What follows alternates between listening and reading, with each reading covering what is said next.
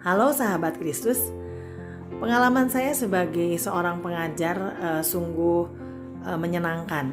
Tapi ada juga peristiwa-peristiwa yang menyedihkan ketika orang tua menceritakan anak-anaknya yang sangat membangkang, yang sangat menyedihkan. Bahkan banyak sekali para orang tua yang merasa sedih sekali karena sulit mengarahkan atau mendidik anak-anaknya, apalagi di masa remaja.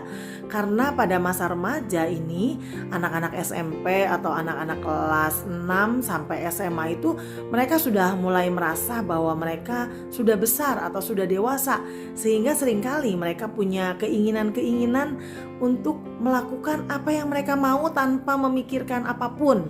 Nah, di dalam Alkitab dikatakan ada seorang anak yang lahir menjadi sebuah penghiburan bagi orang tuanya. Saya akan bacakan di dalam Kejadian pasal yang ke-5 ayat yang ke-29 dikatakan seperti ini. Dan memberi nama Nuh kepadanya. Katanya, anak ini akan memberi kepada kita penghiburan dalam pekerjaan kita yang penuh susah payah di tanah yang terkutuk oleh Tuhan. Ini adalah perkataan Lamek ketika anaknya Nuh lahir. Dia katakan bahwa anak ini akan menjadi anak penghiburan di masa yang sulit, di masa yang sukar. Dan anak ini menjadi sebuah kesukacitaan bagi keluarganya. Apakah kamu semua atau kita semua yang menjadi anak-anak, apakah kita menjadi anak penghiburan, anak sukacita bagi orang tua kita? Kalau kita lihat di dalam Perjanjian Lama, bagi anak-anak yang suka memberontak atau yang membangkang, sebenarnya ada hukuman yang mengerikan. Kalau di dalam Perjanjian Lama, saya akan bacakan di dalam Ulangan pasal yang ke-21 dari ayat yang ke-18. Saya akan baca beberapa bagian saja. Apabila seseorang mempunyai anak laki-laki yang degil dan membangkang dan tidak mau mendengar perkataan ayahnya dan ibunya, dan walaupun mereka menghajar dia tidak juga mendengarkan, maka haruslah ayahnya dan ibunya memegang dia dan membawa dia keluar kepada para tua-tua kota pintu gerbang tempat kediamannya. Lalu harus menceritakan apa yang terjadi dengan anaknya.